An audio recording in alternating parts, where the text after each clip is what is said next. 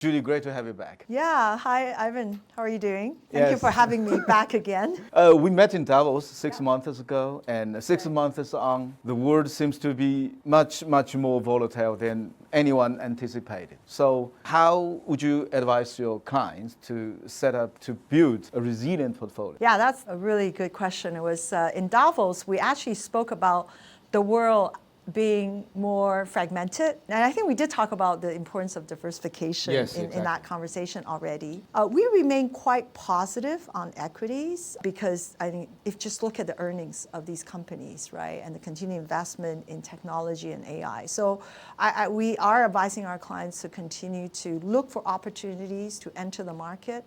At the same time, we continue to look at alternatives, hedge funds, gold. Gold prices have come off east, but we remain quite positive in the long-term outlook for gold. So, using different asset classes to build this resilient portfolio, equities, fixed income, as well as alternatives.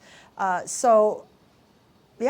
continue to be the right strategy. And if you look at a balanced portfolio from January to now, it's actually up more than 5%, right? It's still better than putting all your money in deposit. Let's talk something about China. Is China a place to source AUM or a source investment opportunities or both? Both.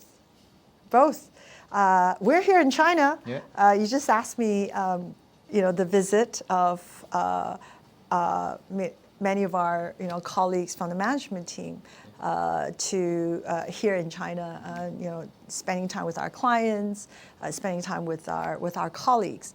China is a very, very important market for us.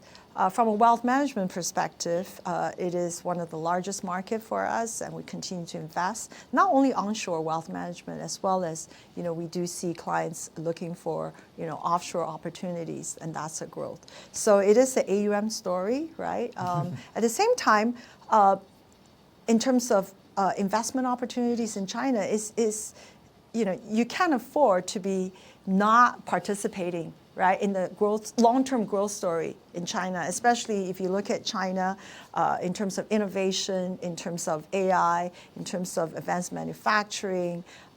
Yesterday we visited one of the fastest growing robotic company. Yes. It's amazing, right? I mean, it's early stage of how that's going to, I think, present itself in terms of an opportunity to invest. But definitely our view on China in the long run is an investment destination in terms of diversification is very positive. You mentioned AI. 6 months ago when we were in Davos, we also talked about AI. Yeah. And you said that trust is the most important I did. thing, right?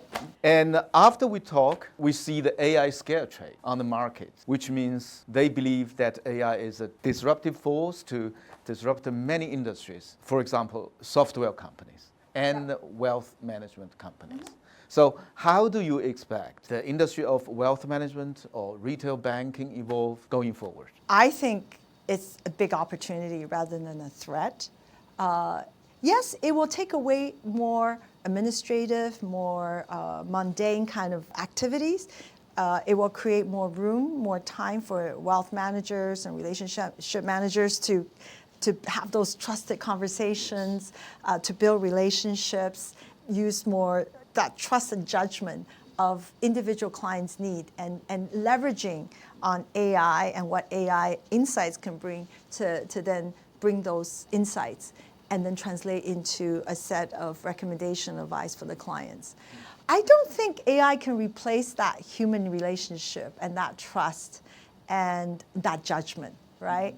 So I think AI will make our relationship managers more productive, more informed, and smarter, right? I think machine and human judgment, which is the best of both worlds, that can then support our ability to serve our clients much better than just AI or just a human. So can I say that in the AI era, Standard Chartered still need talented people to call clients, to handle client things? Of course. Yeah, a very important point, right? So our job, right, our role is to ensure that our colleagues are AI fluent. So enabling that adoption through their knowledge to use AI to make themselves much more informed, to upgrade their knowledge, to be much more productive. That is super important for us, right? To support our colleagues. And that is a priority for us in the bank, for sure. As I said, I think when a client wants to invest their savings, it's a very emotional decision. Of course, you need to use data, you need to use research, you need to use advice to create a portfolio.